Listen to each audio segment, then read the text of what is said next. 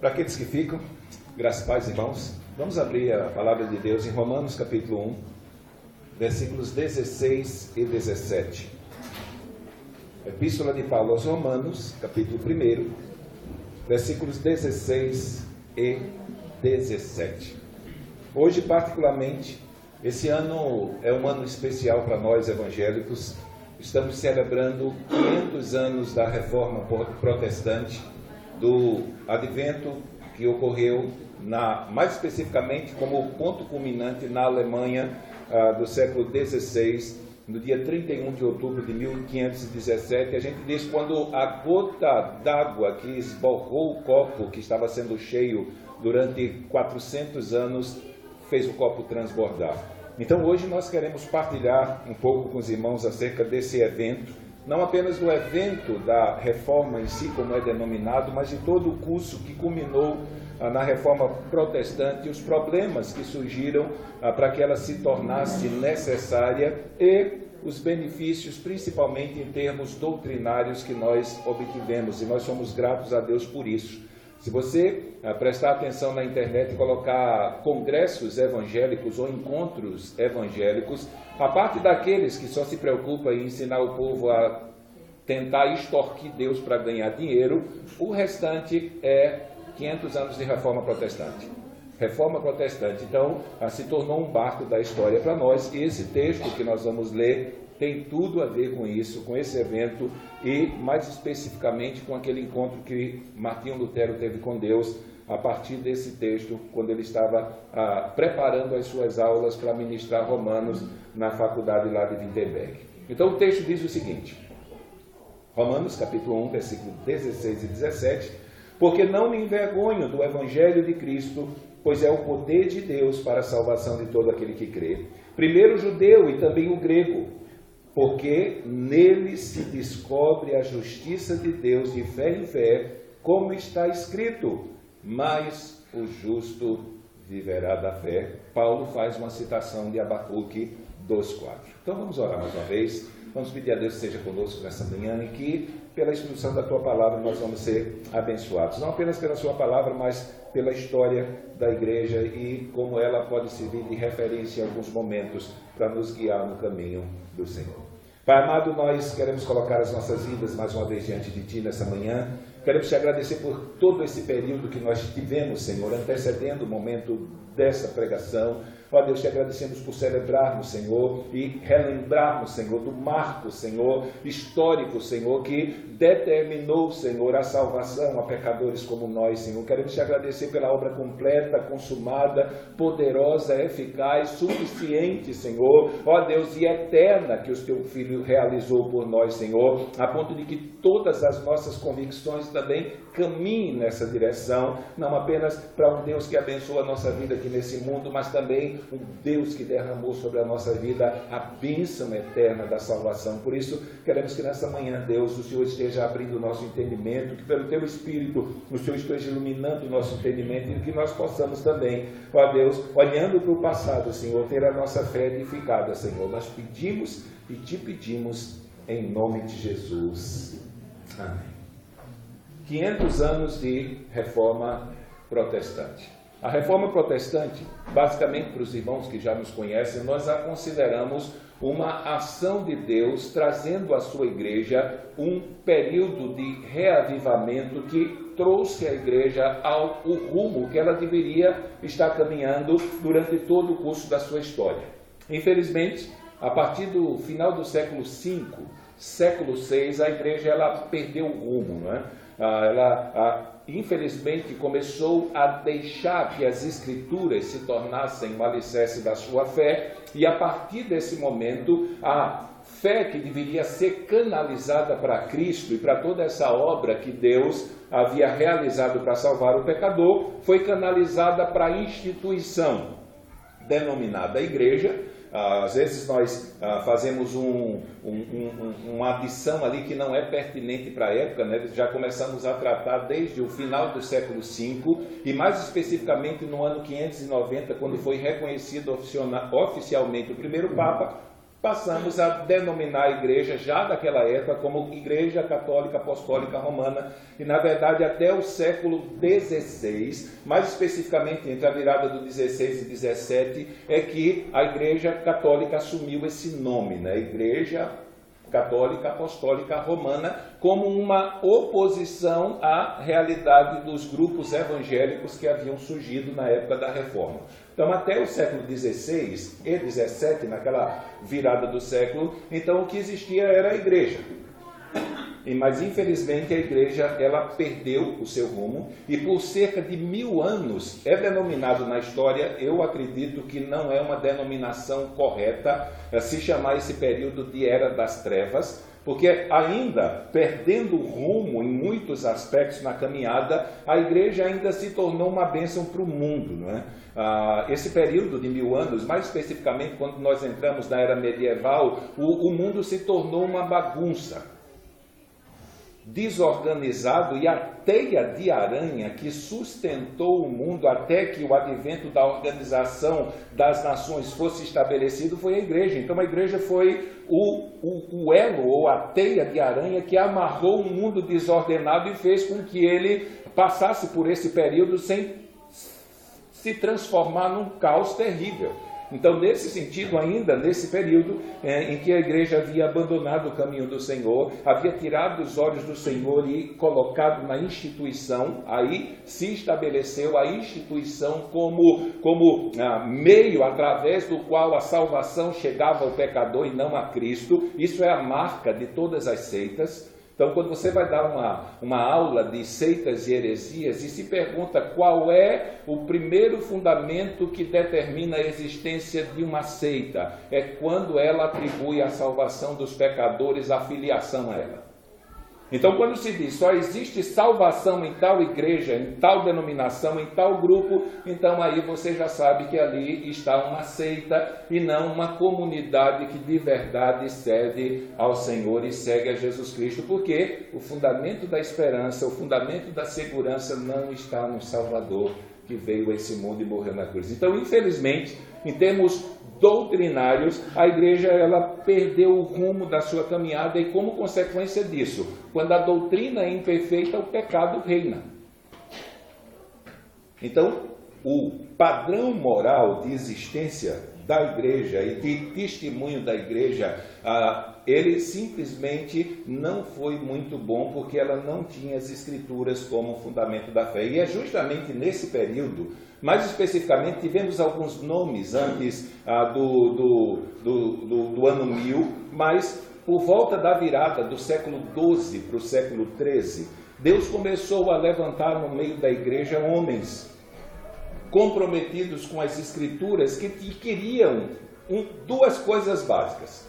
Primeiro, que cada membro da igreja, cada cristão, ele pudesse ler as escrituras na sua própria língua. Então esses homens se esforçaram para traduzir as escrituras para a linguagem comum. E traduzindo para a linguagem comum, eles começaram a pregar as escrituras sagradas na linguagem do povo. E isso era contrário à expectativa católica da época. Naquela época, as celebrações eram feitas em latim, o texto e a prédica era feita em latim, tudo era feito em latim. Basicamente o povo não entendia muito a respeito dessas coisas, a não ser aqueles que se devotavam aos estudos das línguas. Então, a ideia é que o povo não precisava se preocupar com essa questão do aprendizado, porque já que eles faziam parte da igreja, eles estavam sendo batizados, e eles tinham o vigário, né, que é o substituto, aquele que substitui Cristo, estava continuamente, semana após semana, repetindo o sacrifício de Cristo por eles, através do advento da missa. Então, eles poderiam estar tranquilos, eles estavam no barco, e porque estavam no barco, eles iriam chegar lá. Só que, para aqueles que Deus levantou dentro da igreja, que devotaram a sua vida ao estudo das Escrituras, eles começaram a comparar aquilo que eles viam na prática litúrgica e comum da igreja com aquilo que estava escrito nas Escrituras, com aquilo que estava escrito nos evangelhos e, mais especificamente, com aquilo que estava escrito no livro de Atos. Então, comparar a igreja com as escrituras, isso se tornou o instrumento pelo qual Deus levantou homens no seio da igreja clamando para que a igreja voltasse às Escrituras, para que a igreja voltasse a ter a Bíblia Sagrada e o ensino das Escrituras como regra de fé. Isso aqui, para nós que estamos ouvindo, parece uma coisa irrelevante, mas para aquela época, principalmente, se tornou importante. Por quê? Porque a igreja da época ela era regida por vários fundamentos. Um dos fundamentos era a tradição da igreja, o segundo era a palavra do Papa, e a terceira eram as Escrituras, só que as Escrituras ocupavam um lugar secundário, porque para a igreja a Bíblia não era a palavra de Deus, mas a interpretação que se dava às Escrituras, sim. E nesse sentido, só quem poderia interpretar as Escrituras era o clero, o padre, os padres, os sacerdotes, bispos e o Papa.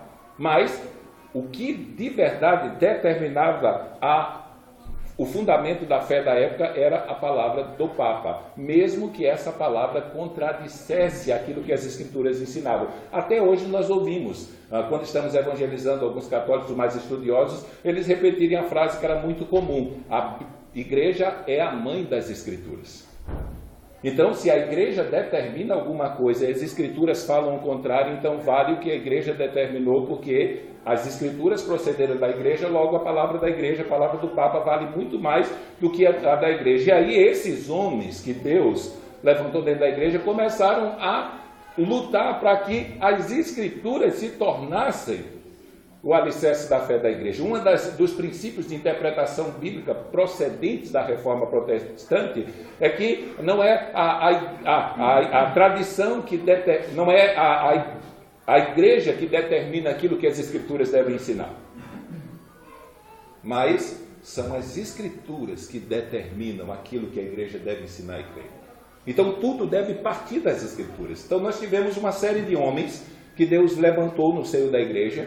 Eu não entendo porquê. Eu estive estudando esses dias alguns escritos, alguns artigos, vendo alguns artigos que foram escritos para celebrar esses 500 anos, e eu fiquei assim chocado, porque basicamente em quase todos eles só se cita 2 reformadores, como se só houvesse, ou melhor, 2 pré-reformadores que Deus usou para que a reforma chegasse até Lutero e de Lutero chegasse até nós.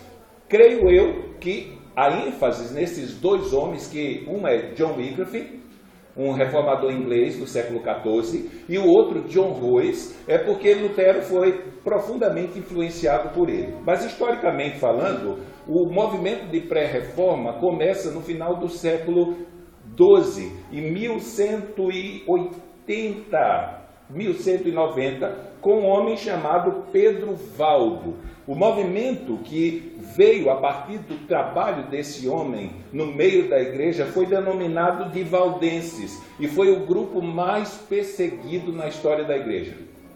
Eles se filiaram à igreja protestante ou evangélica pós-reforma. Eles existiam, mas durante 500 anos eles estiveram debaixo do jugo da perseguição da igreja romana, porque eles queriam que a Bíblia se tornasse a palavra de Deus, e eles queriam que o povo pudesse ler a Bíblia na sua própria língua. E ele foi um dos primeiros que se preocupou em traduzir as Escrituras para a língua do povo. O Pedro Valdo, ele não traduziu o Novo Testamento inteiro, como Wycliffe fez. Ele não traduziu como Lutero fez, nem tampouco como William Tyndale, na Inglaterra. Mas Pedro Valdo, ele traduziu porções das Escrituras na língua do povo para que ela fosse distribuída. E eles, com toda a sinceridade do coração, como foi Lutero, Lutero não foi um revolucionário que se ergueu no meio da igreja tentando destruir a igreja, como a Igreja Católica, a tradição histórica da Igreja Católica, principalmente no que diz respeito à história da igreja, ela assim advoga. Eu digo isso porque eu tive acesso aos livros, estudos de história da igreja, do catolicismo, mas Lutero foi alguém que queria ajudar a igreja, e Pedro Valdo não foi diferente. Ele e o grupo de estudiosos que caminhava com ele, eles foram pedir autorização do Papa para pregarem o Evangelho para o povo e na língua do povo. Moral da história, eles foram excomungados, foram alvos de perseguição e somente em uma dessas perseguições, já nesse período de perseguição que eles sofreram, quase 1.700 foram mortos de uma única vez. Então, nesse sentido, naquela época, discordou daquilo que a igreja, entre aspas, ensinava. Então, essa pessoa seria alvo de anátema, de maldição, e seria morto. Normalmente a morte era para morrer queimado. Eles eram amarrados numa estaca e queimados em praça pública, para que aqueles que estivessem pensando em fazer a mesma coisa não fizessem. Então, discordar da igreja daquela época era sinônimo de morte. Então tivemos Pedro Valdo como precursor. Eu falo isso na linha evangélica, porque se você for estudar sobre os pré-reformadores, vai ser citado juntamente com Pedro Valdo um movimento chamado de cistercenses, que veio juntamente com eles, mas esse grupo não era evangélico.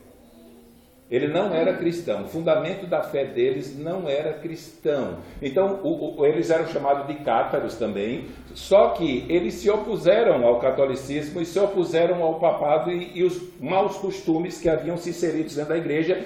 Esse grupo, ele sofreu mais, não é? Porque o exército da igreja, ele foi lá e matou todos os membros dessa seita, não sobrou um só vivo. Então eles só apareceram na história e foram exterminados por força da Inquisição, da perseguição católica da época. Século XIV, surgiu um homem chamado John Wycliffe na Inglaterra. Enquanto Pedro Valdo, ele surge na região de Lyon, na França.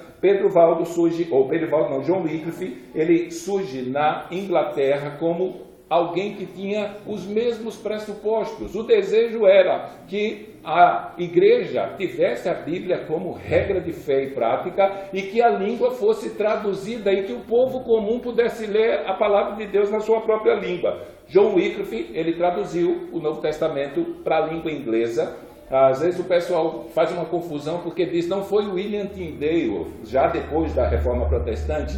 A diferença que existe entre a tradução do Tyndale e a do Wycliffe é que o Wycliffe traduziu a Bíblia do vernáculo. Eles não tinham, na época de John Wycliffe, um texto grego, um texto original para que ele pudesse ir para o grego e traduzir o Novo Testamento inteiro. Esse texto foi cunhado no século XVI e o William Tyndale foi o primeiro que tomou esse texto e fez a tradução, a exemplo de Lutero, mas aqui, em especial, ele traduziu do latim para o inglês.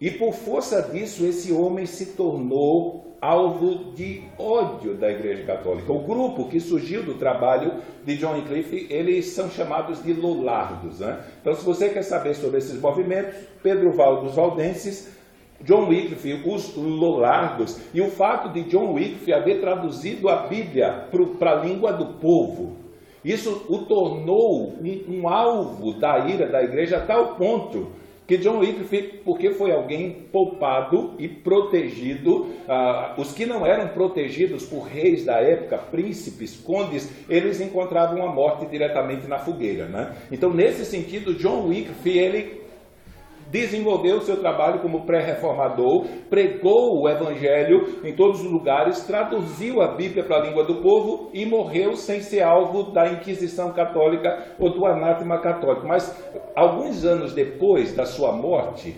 a igreja ela tinha tanto ódio por ele que estabeleceu o anátema dele, desenterrou seus ossos e queimou em praça pública. Tão grande era a raiva que eles tinham de John Wycliffe. Não conseguiram matar ele em vida, então mataram ele em morte. Mas disseram, nós nos vingamos dele.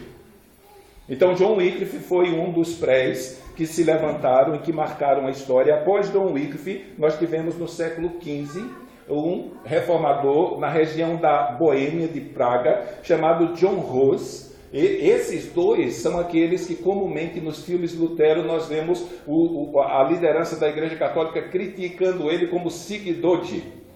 Então Lutero é acusado o tempo todo de ser um seguidor de Wycliffe e um seguidor de Hus. Por quê? Porque o fundamento era o mesmo. O desejo não mudou. A igreja havia perdido o rumo da história no que diz respeito a ter as Escrituras como regra de fé, como alicerce, e esses homens dentro da igreja, percebendo que a igreja havia perdido esse rumo, eles levantaram a sua voz para clamar para que a igreja voltasse às Escrituras, só que isso traria problemas, não é? Porque se as Escrituras se tornassem o fundamento da fé da igreja naquele momento, toda a podridão que havia sido institucionalizada no meio da igreja, por ignorância do povo e do clero, as Escrituras, elas simplesmente seriam trazidas à luz. E aí a igreja seria exposta em seu pecado de forma clara e contundente. Então não havia interesse da igreja da época em que as Escrituras voltassem a ser a regra de fé e prática. John Rose, ele foi condenado pela igreja à morte. Alguns estudiosos citam que ele fez uma tradução das Escrituras, mas isso aí você não encontra em qualquer livro. O que, de verdade, fez com que a ira da igreja se voltasse para ele foi o fato dele não pregar em latim as suas missas. Ele pregava na linguagem do povo. Ele pregava as Escrituras para que o povo pudesse entender de verdade o que estava escrito. Ele foi sentenciado à morte e ele foi queimado vivo em praça pública. Mas um dia antes da sua morte, John Rose disse o seguinte: o nome Rose significa na língua alemã ganso. Então ele disse o seguinte: podem matar o ganso, mas daqui a 100 anos Deus suscitará um cisne que não poderão queimar. Então vocês estão matando o ganso agora, mas daqui a 100 anos Deus vai levantar um cisne e vocês não poderão queimá-lo. E aí, 100 anos depois aparece Lutero na história. Mais especificamente, naquele ano de 1517, faziam 102 anos que John Rose havia dito isso na prisão um dia antes de morrer. Lutero, influenciado por John Rose e influenciado pelos escritos de Wycliffe, ele proferiu entre 1517, ou 16 e 17, 3 sermões contra as indulgências. Então, as indulgências foram a grande porta para a entrada da corrupção dentro da igreja. No dia 31 de outubro de 1517, 102 anos após a morte de John Rose, Lutero afixa a porta da igreja do Castelo de Wittenberg, o que é conhecido como as suas 95 teses, só que na verdade o nome que deveria ser atribuído corretamente é o debate. O que ele estava fazendo? Ele não estava causando uma insurreição dentro da igreja para liderar um movimento de destruição. Mas como era muito comum naquela época, quando havia discordância entre algum tema, principalmente concernente à questão teológica ou da prática da igreja, isso oriundo do escolasticismo, ele estava convocando os estudiosos para debater com ele acerca daquelas questões que ele havia escrito em suas 95 teses naquele debate que ele estava convocando os escolásticos para debaterem com ele. O teor, de forma geral, das 95 teses é que Cristo requer o arrependimento e a tristeza pelo pecado e não a penitência. Então, o que é que acontecia? A igreja havia perdido o rumo da fé e estabeleceu para os seus fiéis que se eles quisessem obter o perdão dos seus pecados e, consequentemente, a certeza de vida eterna, ou eles pagariam penitências ou eles pagariam uma indulgência, que era uma carta de perdão emitida pela igreja, absolvendo aquele que comprasse o perdão por dinheiro absolvido da sua culpa. E isso, infelizmente, era o tipo de mensagem de esperança que a igreja tinha na sua época. Por isso que a reforma eclodiu como eclodiu. Ela deu ao povo um fundamento que poderia trazer esperança para eles. poderia trazer esperança. Então, para a igreja era a penitência. Até hoje, até alguns anos atrás, eu não sei como é que é, porque já faz 25 anos que eu saí da igreja católica, mas era comum a gente se confessar para o padre dizer que a gente tinha que rezar 10 Ave Maria, não sei quantos Pai Nosso, ou pagar uma promessa para santo, não sei o que e tal, e aí aquele pecado da gente estava resolvido.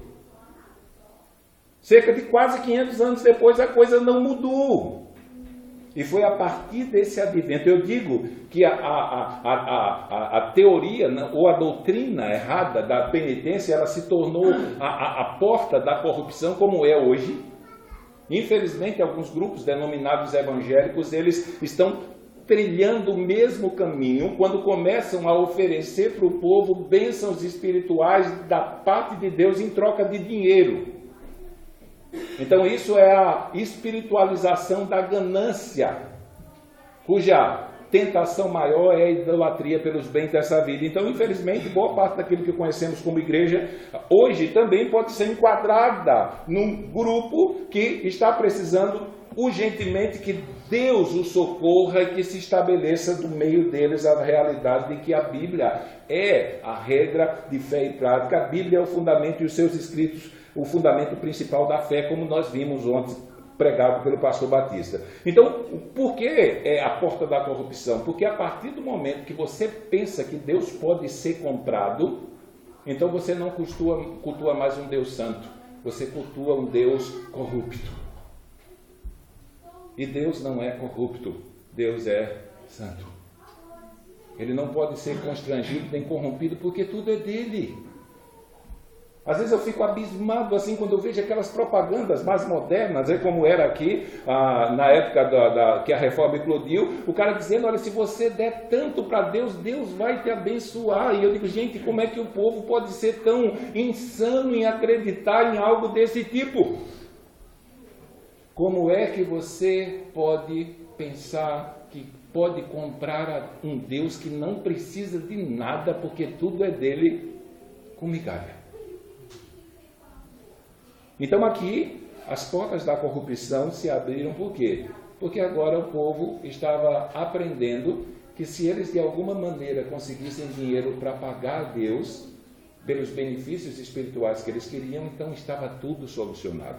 E aí o que culminou, a gente diz assim, na gota d'água, para que o Lutero se erguesse dentro da igreja e pregasse aquelas teses, foi justamente quando o Papa ele quis construir aquilo que é conhecido hoje como Basílica de São Pedro. Então, ele simplesmente emitiu uma indulgência que se chamava indulgência plenária. Ou seja, todos aqueles que comprassem aquela indulgência teriam seus pecados passados, presentes e futuros perdoados. Então o sangue de Jesus Cristo não tinha mais a ver com isso, a cruz de Cristo não tinha mais a ver com isso, a prova de amor de Deus pelos pecadores não tinha mais nada a ver com isso. Se você quer ter perdão dos seus pecados e você quer obter salvação eterna, então pague a igreja. E se você tiver dinheiro para pagar, então a igreja lhe concede salvação eterna, sem necessidade que você deixe os seus pecados ou se arrependa deles. Para quem assistiu o filme Lutero Novo, é inserido uma parte no enredo em que Lutero ele está caminhando na rua e ele encontra um membro da comunidade que ele era o padre, né? Bêbado no meio da rua, caído no chão, e o problema desse homem era a bebedice, e Lutero já tinha dito para ele que aquilo não era vida para se viver. Então Lutero vai lá e vai dar um xingão nele, porque ele havia bebido de novo, estava lá, e ele pega a carta de indulgência plena e diz, olha aqui, ó, eu tive meus pecados passados, presentes e futuros perdoados, então agora eu não preciso me preocupar mais. Então, daquelas 95 teses, o que se resume nelas são duas coisas.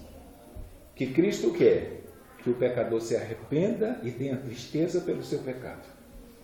E que ele compreenda que perdão de Deus não pode se comprar por dinheiro, nem por sacrifício humano próprio. Então, Lutero, ele começa a escrever sobre essas coisas, e sobre aquilo que a igreja deveria ter como fundamento de fé, e desses escritos e desses estudos de Lutero surgiram 5 princípios que se tornaram as bases, ou como algumas pessoas dizem, e que é conhecido historicamente, os 5 pilares da reforma protestante. A cada pilar desse foi atribuído em latim uma expressão, sola. Então nós temos 5 princípios, começando com um princípio que deu origem a todo esse movimento, desde Pedro Valdo até eclodir em Lutero, e a partir da Bíblia como alicerce de fé da igreja, as doutrinas concernentes à salvação ganhariam sentido. Então, você vai estudar sobre pilares da reforma, você vai ver o acróstico lá: sola Scriptura, sola fide, sola gratia, solo Cristo, sola Deo gloria. Essa expressão solo, ela significa literalmente somente. E todas esses princípios doutrinários, eles estão em oposição justamente aos ensinos da igreja de que a salvação poderia ser encontrada por intermédio da intervenção da igreja como instituição em favor do pecador, oferecendo a esse pecador meios à parte da obra de Cristo para que eles pudessem encontrar perdão para os seus pecados e, consequentemente, salvação. Uma das coisas que Deus fez na vida de Lutero, e ele colocou um tutor para Lutero, para acompanhar, né? Os monges, eles tinham um líder, ou um discipulador, como é chamado ele, que era o Staupitz, e a cada crise de fé que Lutero tinha, Staupitz dava uma promoção para ele. Então, ele teve uma crise de fé, ele foi fazer o curso em doutorado em Bíblia. Ele teve uma outra crise de fé, enfraqueceu na sua fé, ele mandou ele fazer o doutorado em teologia. Ele tremeu nas bases da sua fé, mandou ele ser professor da Universidade de Wittenberg. E as cadeiras que deram para ele ensinar: Salmos, Romanos, Hebreus. E teve o outro lá, eu acho que foi Efésios. Mas a Escritura, o livro de Hebreus e o livro de Salmos e o de Romanos, simplesmente Gálatas. Tanto que ele disse que era casado com a Epístola de Gálatas. Ele tratava a Epístola de Gálatas como se fosse a esposa dele. E ele disse que enquanto estudava a Epístola aos Gálatas, os traços do papado, ou os laços do papado, começaram a se despregar dele. Mas na carta aos Hebreus, no capítulo 10, do verso 26 em diante, Paulo não, apaga Paulo aí, porque tem algumas letras que diz que foi Paulo que escreveu, mas eu não acredito que seja. O escritor aos Hebreus, ele, na iminência do povo, está sendo tentado a abrir mão da fé em Jesus Cristo para abraçar de novo a religião judaica como princípio normativo de vida religiosa, por intermédio de qual o sacrifício dos animais iria trazer perdão aos pecados. O escritor diz que se pecarmos voluntariamente depois de havermos tido conhecimento da verdade. E aí você vê desde o capítulo 1 até o capítulo 10, o escritor mostrando que a revelação de Cristo é superior à dos anjos, que a mediação de Cristo é superior à de Moisés, que o sacerdócio de Cristo é o superior ao de Arão, que o sacrifício de Cristo é superior aos animais e a aliança que Cristo estabeleceu é superior à da antiga aliança. Então, através de Cristo, nós seríamos objetos da bênção salvífica completa e eterna de Deus. E aí o escritor termina dizendo: se vocês, depois de terem tido conhecimento dessas verdades, viram as costas para ela, já não resta mais sacrifício pelos pecados. Se não for por Cristo, o que resta é uma certa expectação horrível de ardor que há de devorar os adversários. E ele vai terminar o seu discurso dizendo: de quanto maior castigo julgai vós ser merecedor. Aquele que pisar o Filho de Deus, porque está rejeitando a pregação do Evangelho, dizer para Jesus Cristo que o sangue dele vertido pela sua vida não vale nada, e se voltar contra o Espírito Santo e dizer que toda a revelação que ele trouxe para que ele, como pecador, tivesse conhecimento para ser salvo, para ele não significava nada. Então Lutero, ele foi instruído nisso. E ao observar esse desvio de rumo da igreja, ele começa a interceder junto à liderança da sua época, com o propósito de alertar a igreja desse perigo. E aí os irmãos sabem o que aconteceu. Lutero não foi morto porque ele foi protegido por aquele conde que havia lá.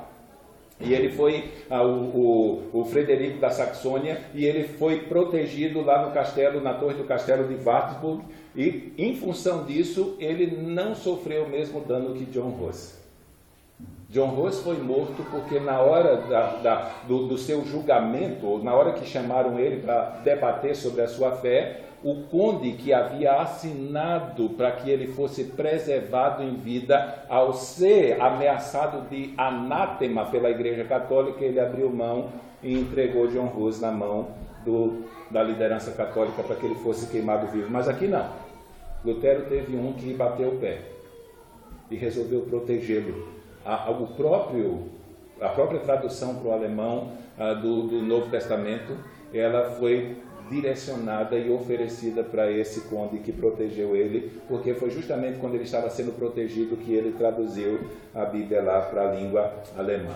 Então, nesse sentido, se ele não é protegido, ele teria o mesmo fim que os demais que antecederam ele, à exceção de John Wycliffe, que também foi protegido e não foi morto pela liderança católica da sua época. Mas o que procedeu de toda essa obra de 400 anos que se tornou parte da igreja que foi trazida por Deus ao rumo da sua fé? Primeiro, existem 5 solas. Então, a fé da igreja, como parte inicial da sua caminhada, deveria estar fundamentada em 5 realidades, em 5 verdades. Primeiro, sola escritura e tota escritura.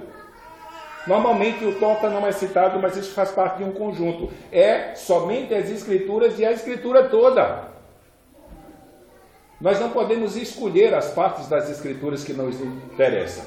Nós precisamos saber que desde o primeiro versículo de Gênesis até o último versículo do livro de Apocalipse, o que está ali é a palavra de Deus. E eu falo isso porque você não sabe o que a gente enfrenta quando entra em debates aí sobre questões de fé, e nós citamos uma passagem bíblica e simplesmente a pessoa diz, não, mas essa daí, e ele inventa algumas coisas, como alguns, principalmente se você citar o Antigo Testamento, ele diz, não, o Antigo Testamento não é mais para a igreja. É somente as escrituras e a escritura toda. Primeiro, porque somente as escrituras, elas são inspiradas por Deus. Somente as escrituras, elas são inspiradas por Deus. Elas são a palavra de Deus.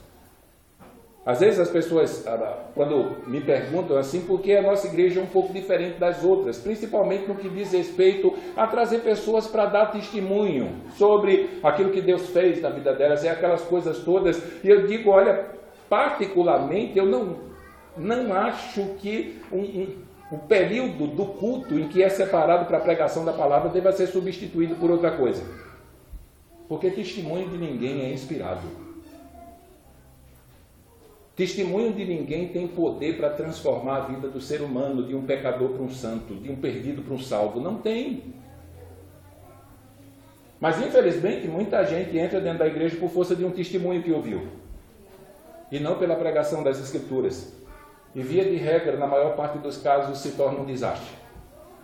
Porque já que não foi as Escrituras, nem o Evangelho que o trouxe para dentro da igreja, então não existe fundamento de fé para isso. Eu não posso me converter em função daquilo que Deus fez na vida de outra pessoa. Principalmente porque a experiência de cada um é pessoal e Deus nunca mais pode fazer isso mais na vida de ninguém. Esse é o grande abismo que se inseriu naquilo que nós chamamos de neopentecostalismo. É que o fundamento da fé das pessoas está estabelecido no fato de que Deus fez alguma coisa na vida de alguém e se ele fizer a mesma coisa, Deus vai fazer na dele. Mas a única verdade, o único conteúdo escrito que nós temos e podemos aplicar a todo ser humano é a palavra de Deus, é a Escritura inspirada. Então foi por isso que os reformadores, eles trabalharam. Foi por isso que eles labutaram, foi por isso que eles entregaram as suas próprias vidas. Eles morreram para que nós tivéssemos as Escrituras nas nossas mãos hoje. Para nós, aqui do Brasil, se a gente perguntar qual foi o maior benefício que a reforma trouxe para a gente, é o fato de nós termos a Bíblia traduzida no português. Se não houvesse reforma, ainda estaríamos nos deparando com Bíblia em latim, culto e pregação sendo feito em latim, para que o povo não entendesse nada do que havia sido dito, a fim de que eles se escravizassem à inverdade e à mentira de que instituição salva. Então, somente as Escrituras poderiam, de verdade, fornecer ao ser humano o conhecimento da vontade de Deus, daquilo que Deus era e da maneira como Ele está administrando o curso da sua história. É a revelação plena, é a revelação completa de Deus, não apenas para que nós conheçamos a sua vontade, não apenas para que nós conheçamos o seu plano, ou quem Ele é, mas também no que diz respeito à salvação de um pecador. Paulo diz em Romanos capítulo 1 que Deus se revela na criação. A sua divindade, os seus atributos invisíveis e o seu eterno poder são claramente percebidos. Só que a criação não tem voz para me dizer que eu sou um pecador. E ela também não tem voz para me dizer que mesmo sendo pecador, Deus realizou uma obra poderosa para me salvar. Só as Escrituras têm essa mensagem. Então, o marco de todo esse movimento é justamente a credibilidade que eles tinham de que a palavra de Deus era poderosa para salvar e a palavra de Deus era poderosa para transformar. É por essa palavra que o Espírito Santo toma um homem natural e transforma ele num homem espiritual. Paulo diz em 1 Coríntios 2,14 que o homem natural ele não aceita as coisas do Espírito. E ele está falando sobre a mensagem da salvação. Porque ele parece loucura e não as compreende, porque elas se discernem espiritualmente. Isso é muito fácil você observar. Chega para uma pessoa que não é crente assim, não é evangélica no sentido de que creu na Bíblia e no Evangelho, e diga para ele, olha, se eu morrer hoje eu vou para o céu. Gente, isso é um motivo para o mundo acabar, muitas vezes. E ele se enche de espiritualidade pecaminosa, de trevas, diabólica, ou seja lá, coisa, e aponta para você e diz, ninguém pode saber para onde vai. Ninguém pode dizer que está pronto para partir dessa vida. E aí você vai dizer para ele com uma cara bem sonsa da vida, mas eu estou. E eu não preciso falar sobre isso, porque o pastor Batista falou ontem. Eu estou porque está escrito que se eu crer, eu tenho a vida eterna. Então, tirou as Escrituras da igreja, as trevas se instauram. Porque é a mesma coisa que num período noturno você chegar no interruptor e desligá-lo e esperar que o ambiente continue claro. Não tem como. Se a luz é tirada, as trevas se estabelecem. Nesse sentido, além das Escrituras ter que ser comunicada, o pecador ainda precisa da ajuda do Espírito Santo para iluminar. Porque ele é tão pecador, que ainda que ele consiga decorar cada palavra das Escrituras de Gênesis e Apocalipse, se não for ressuscitado, ou como foi lido ontem na abertura do culto, se Deus, em seu grande amor e sua misericórdia, não pegar aquele que está morto em trevas e der vida, então não existe esperança para ele. O ser humano é tão mau, e tão cego para as coisas de Deus, que ainda que ele decore a Bíblia toda, se Deus não ajudá-lo, ele vai perecer eternamente. Mas as Escrituras são a única esperança e a única chance que ele tem. Lutero, quando foi acusado de causar uma rebelião dentro da igreja, ele disse, eu não fiz isso. Eu apenas preguei, eu apenas escrevi livros e a palavra de Deus fez tudo. Fez tudo. Então, primeiro, somente para a igreja daquela época, a fim de que ela compreendesse que ela precisava voltar ao caminho, ela precisava estabelecer somente as Escrituras e toda a Escritura como o alicerce da sua fé. Martinho Lutero disse o seguinte, então achei-me recém-nascido no paraíso. Todas as Escrituras tinham para mim outro aspecto. Prescutava-as para ver tudo quanto ensinavam sobre a justiça de Deus.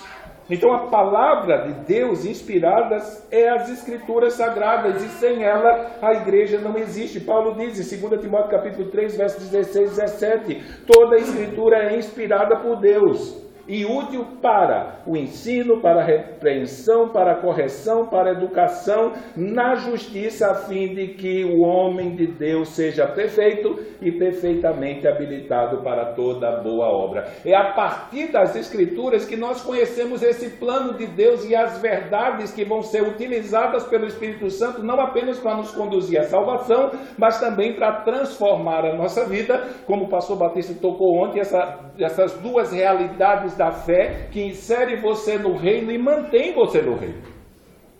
Ela não apenas lhe coloca no caminho da salvação, mas ela lhe sustenta. E o alicerce sobre o qual toda a caminhada vai ser trilhada é sobre as Escrituras. São as Escrituras que nos ensinam que a salvação é pela graça.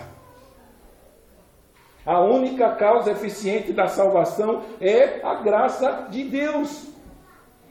E nós precisamos, ao definir a graça de Deus, fazer uma definição mais consistente, porque normalmente quando a gente conversa com as pessoas e pergunta o que é graça, elas respondem muito parecido quando nós perguntamos a uma pessoa que não lê a Bíblia quem é Deus. Ela vai dizer Deus é bom e Deus é Pai.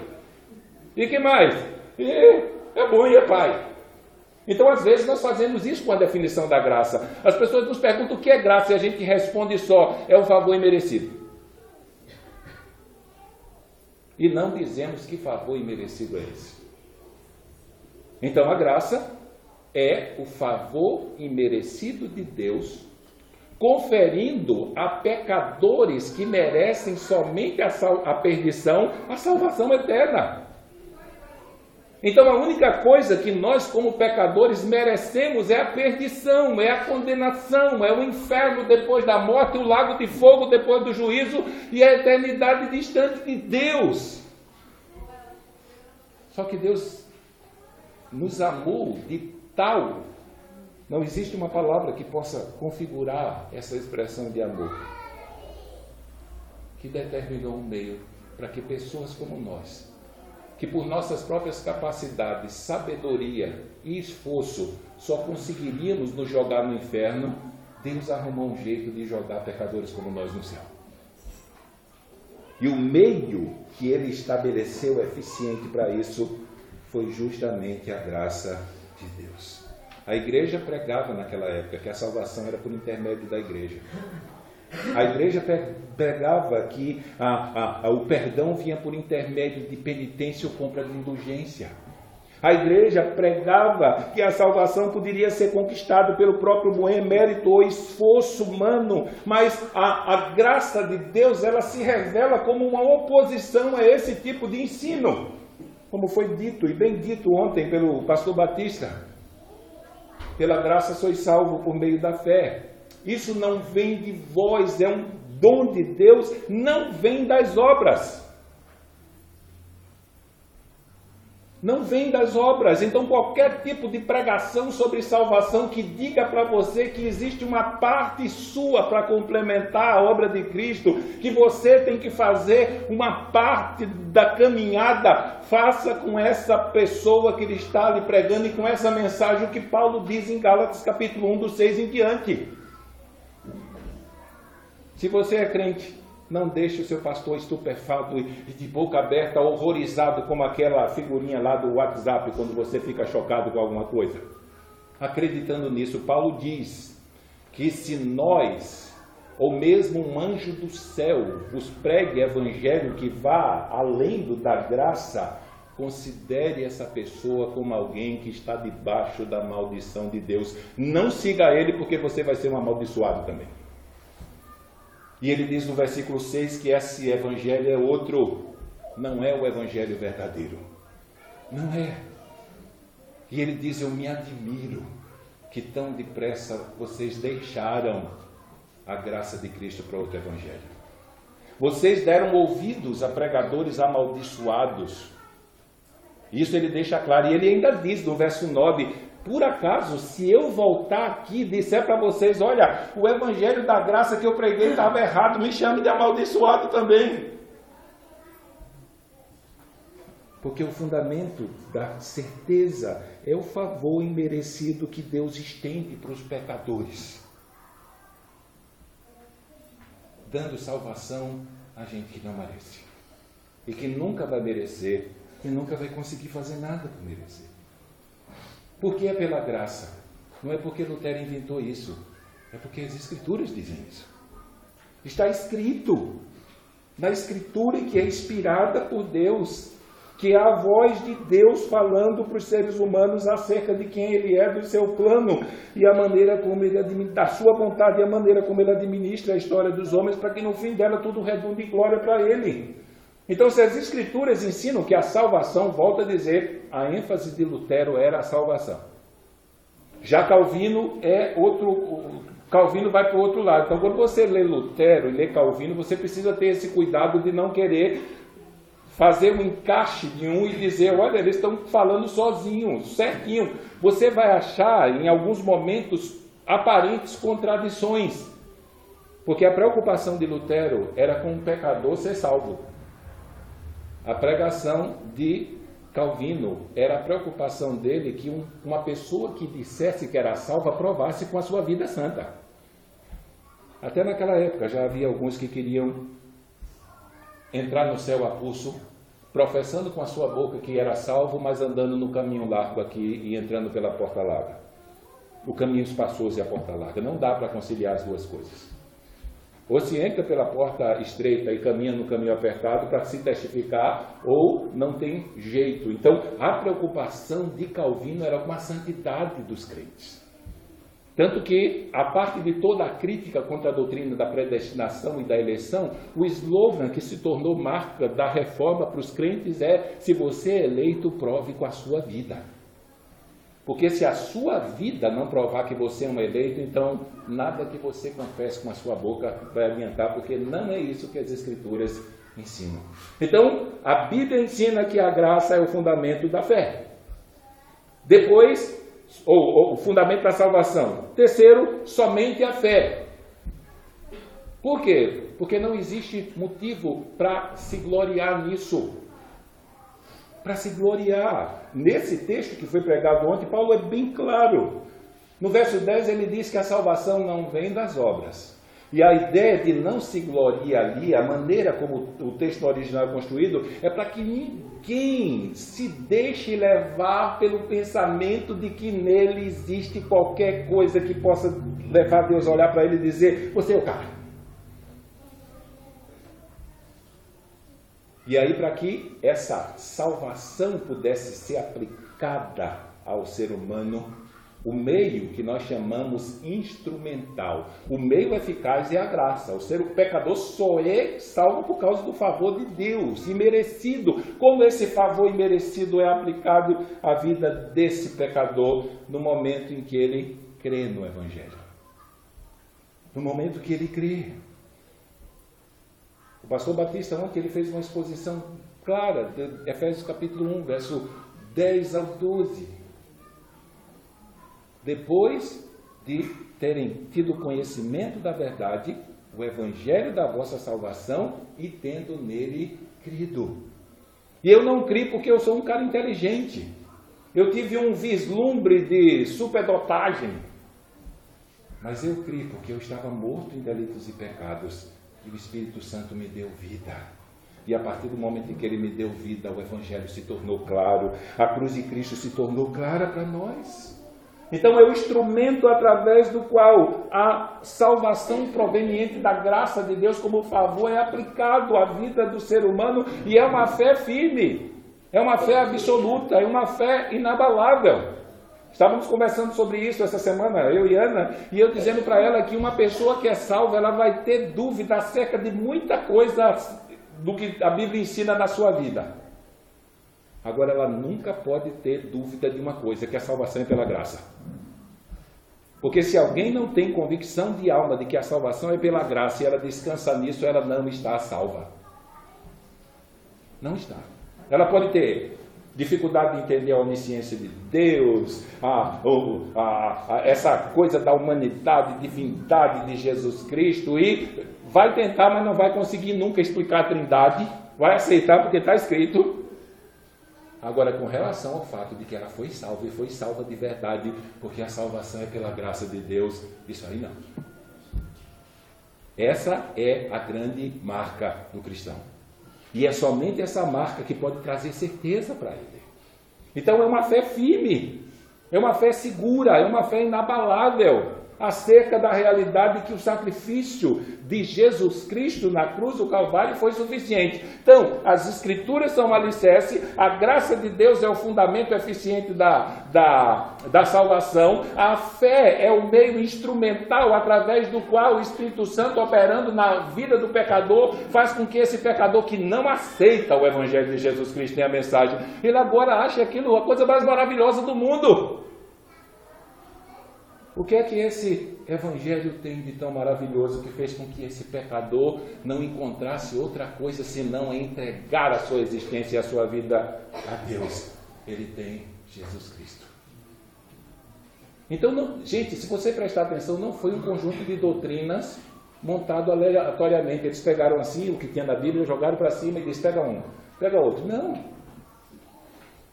Eles estudaram a doutrina da salvação e teceram uma sequência de verdades que, ao ser terminada, ela simplesmente não traria mais nenhuma dúvida ao pecador que cresce nela.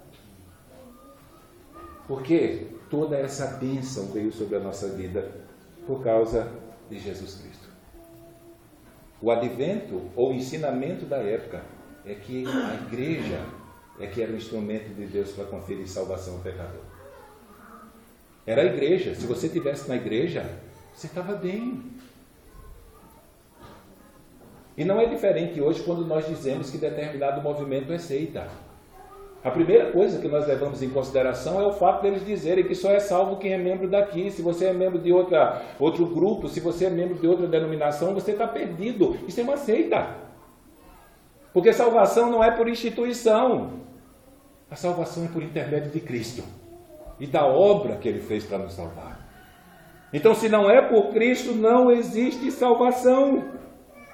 Então, numa época em que eles estavam sendo pressionados a acertar a realidade que existiam vários caminhos, como é dito hoje, que leva a Deus, como é muito comum nessa geração aí pós-moderna, a mensagem das Escrituras não mudou. A salvação, ela se tornou real quando o Filho de Deus foi enviado a esse mundo. E ele consumou aquele projeto que Deus estabeleceu na eternidade. O capítulo 1 de Efésios fala muito bem isso. Fala que na eternidade Deus elegeu, na eternidade Deus predestinou, tudo aquilo foi realizado como projeto para salvar pecadores antes mesmo que nós existíssemos e tivéssemos sido criados. E Deus, sabendo da nossa queda, já planejou, já estabeleceu um projeto que iria tornar possível a salvação para pessoas caídas como nós. E aí, no meio do bloco do versículo 6 em diante, nós vemos Cristo vindo a esse mundo e realizando a obra que traria, como ele vai dizer lá, remissão dos nossos pecados. O problema que nós não poderíamos solucionar, Cristo veio e solucionou a cruz do Calvário. E no fim da passagem, temos o Espírito Santo sendo enviado para aplicar os benefícios dessa obra à vida do pecador. Então, há um trabalho da Trindade Santa em prol do pecador que teve como cume, que teve como clímax a obra de Jesus Cristo realizada na cruz do Calvário por nós.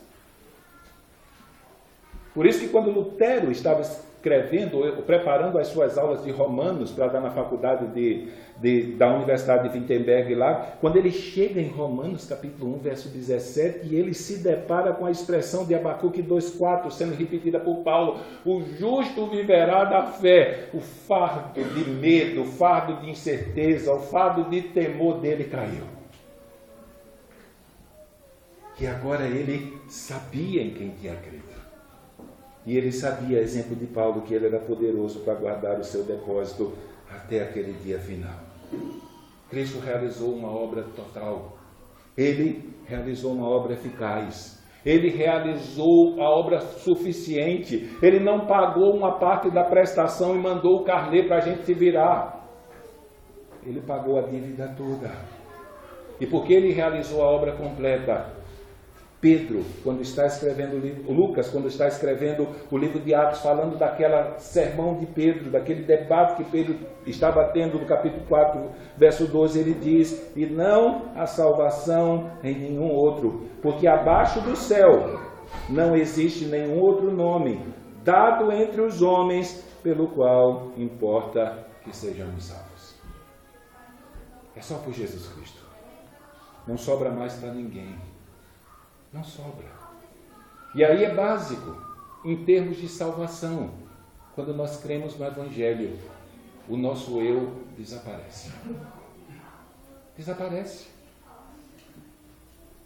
Muitas pessoas dizem crer em Jesus Cristo, mas quando elas vão alicerçar a esperança que elas têm, a certeza, elas discursam o tempo todo, mesmo dizendo que creem em Jesus Cristo, justificando a sua certeza em algum tipo de comportamento ou benefício ou obra boa que ela faz.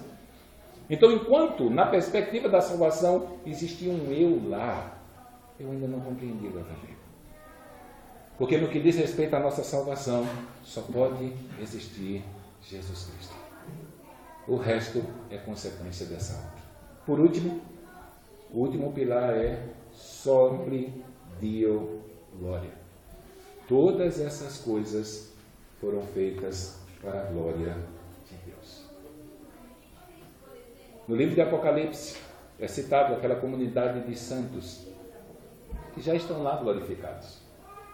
Chegou-se o fim da caminhada, estabeleceu-se o juízo final, os ímpios foram julgados, o diabo foi julgado, o anticristo, o falso profeta foi julgado, e ali tem a comunidade dos salvos diante do trono, e o texto diz que eles vão lá e eles pegam as suas coroas, que são símbolos do galardão e da recompensa que eles vão receber por causa do seu trabalho aqui para o reino de Deus, e eles vão depositar aos pés do Cordeiro e vão dizer para ele: a ti pertence a honra, a ti pertence a glória, a ti pertence o louvor, e é por causa do poder da obra que o Senhor realizou que eu cheguei aqui. Não foi por minha causa. Por isso que lá no verso 10 de Efésios 2, Paulo diz para que ninguém se glorie, e a construção ali é para que ninguém absolutamente nutra no seu pensamento a ideia de que um resquício dos motivos pelo qual ele chegou lá no céu está nele. Não sobrou nada, e graças a Deus, porque se sobrasse o mínimo, nós nos perderíamos, irmãos. Se Deus deixasse 0,0 e você bota 1 milhão de zero na frente da vírgula e um 1 lá no 1 milhão em 1, se Ele deixasse isso para mim e para você, a gente ia para o inferno. Porque nos perderíamos nesse vírgula alguma coisa. Então, para que Paulo pudesse dizer que nenhuma condenação há para aqueles que estão em Cristo Jesus, para que o próprio Jesus, em João 5,24, não é, Silvana, pudesse dizer: quem ouve a minha palavra e crê naquele que me enviou, tem a vida eterna. Não entra em condenação, mas já passou da morte para a vida. É porque Ele pagou o preço todo. Ele pagou tudo. Ele fez tudo no nosso lugar.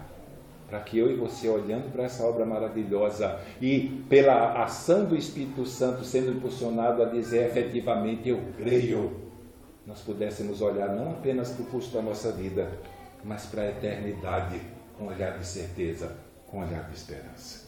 Então, quando fazemos uma leitura dessa realidade da Reforma Protestante, primeiro precisamos entender que esses 5 fundamentos, eles se viram de base para a teologia dos reformadores.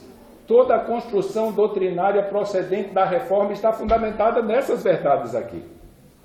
A principal é só a Escritura, porque é a partir dela que todas as outras verdades ganham sentido pela obra do Espírito Santo. O Espírito Santo usa o conhecimento da palavra para abrir o nosso entendimento e aplicar a verdade de Deus ao nosso coração. Segundo, são de grande importância para a estruturação de um sistema doutrinário que esteja fundamentado na palavra de Deus. Fugiu disso aqui, não é palavra de Deus. Discordou dessas verdades, não é palavra de Deus. As Escrituras são inspiradas, mas a interpretação das pessoas acerca delas não. Então, nesse sentido, tudo aquilo que diverja dessas verdades claras das Escrituras concernentes à salvação deve ser rejeitado pelo pecador, porque Cristo fez a obra completa E essa obra completa, quando alcança a vida de um pecador, ela traz à sua vida e ao seu coração uma convicção também completa. Esses 5 solas, eles servem como instrumento de orientação às igrejas, no retorno para os verdadeiros ensinamentos das Escrituras. Paulo, escrevendo a Timóteo no capítulo 4 da sua segunda carta, ele diz que haverá tempo em que não suportarão a sã doutrina, mas tendo comichão nos ouvidos, amontoarão para si mestres segundo as suas próprias concupiscências e desviarão os ouvidos da verdade, entregando-se às fábulas. Então, Paulo já deixa claro que no curso desse período entre a primeira vinda de Cristo e a segunda, Timóteo, e não apenas Timóteo, mas todos aqueles servos de Deus iriam se deparar com situações em que as pessoas dizem: nós não queremos ouvir essa mensagem. Só que Paulo termina o discurso no versículo 5 dizendo a Timóteo: você não seja louco como esses aí. Não ceda. Seja sóbrio. Cumpre as aflições. Saiba que você vai sofrer por bater o pé e dizer: daqui não sai, daqui ninguém me tira. E cumpra o seu papel de evangelista. Por que motivo? Porque não se pode maquiar a verdade de Deus. Não se pode pensar que outro instrumento, a não ser a pregação do Evangelho, tem poder para salvar as pessoas. E Paulo não apenas diz o que Timóteo iria enfrentar, e nós nesse período, porque nós estamos nele, não apenas diz o que ele deve resistir, inclusive sofrimento, perseguição, por causa da sua teimosia em se agarrar com o Evangelho e dizer: eu vou pregar ele e acabou. Mas ele deixa claro que a única esperança que esses rebeldes têm de ter a vida mudada é pela pregação do Evangelho. E ele diz: Timóteo, não faça como esses que viraram as costas para o Evangelho para agradar o público. Pregue, insista, a tempo e fora de tempo. Mostre para eles que eles estão seguindo o caminho errado. Mostre para eles o caminho certo e mostre para eles como eles podem entrar nesse caminho. Ainda que eles não queiram ouvir. Deus diz isso a Ezequiel quando chama ele para o ministério. Quer eles ouçam, quer deixem de ouvir, que eles saibam que no meio deles esteve um profeta de Deus. Então, nesse sentido, ela serve como instrumento de orientação para que aqueles que, infelizmente, creram em doutrinas erradas possam ser trazidos ao prumo das Escrituras. E, por último, ele livra o homem do senhorio do clero, voltando para o senhorio de Cristo. Infelizmente, multidões e multidões, por desconhecerem a verdade e rejeitarem a verdade, têm transformado homens em Cristos. E não importa o quanto pela Escritura nós mostremos para eles o caminho errado que eles estão seguindo e o líder errado que eles estão seguindo, a idolatria deles por esses líderes é tão grande que eles preferem rejeitar a verdade e se entregar às fábulas. Então a reforma ela trouxe esse benefício para nós. Ela fez com que as Escrituras voltassem ao seu lugar devido. E por causa disso eu e você podemos estar reunidos aqui expressando essa certeza de que nós sabemos para onde vamos. É por causa dessa verdade que nós podemos participar dessa ceia, desse memorial, podendo olhar para a cruz há cerca de 2000 anos atrás e dizer: essa obra poderosa alcançou a minha vida.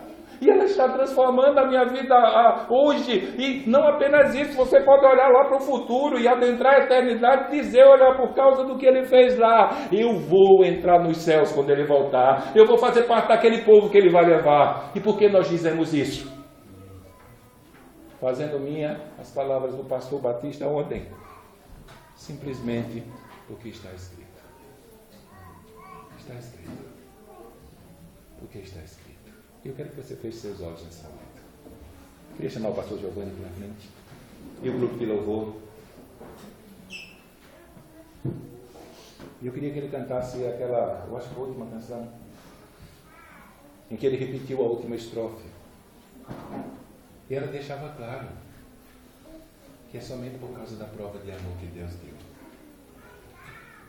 que nós temos certeza de que Ele vai nos conduzir no seu caminho e até a eternidade por causa disso. Então eu quero que você cubra sua cabeça, feche seus olhos, escuta a primeira vez essa canção. E depois que ela for cantada a primeira vez, aí você puder, liga a música no retro e nós vamos cantar juntos. E vamos terminar dizendo eu vou chegar até o fim. Por causa dessa prova de amor maravilhoso que Deus deu, enviando o seu Filho a esse mundo para salvar o pecado como eu. Deus abençoe.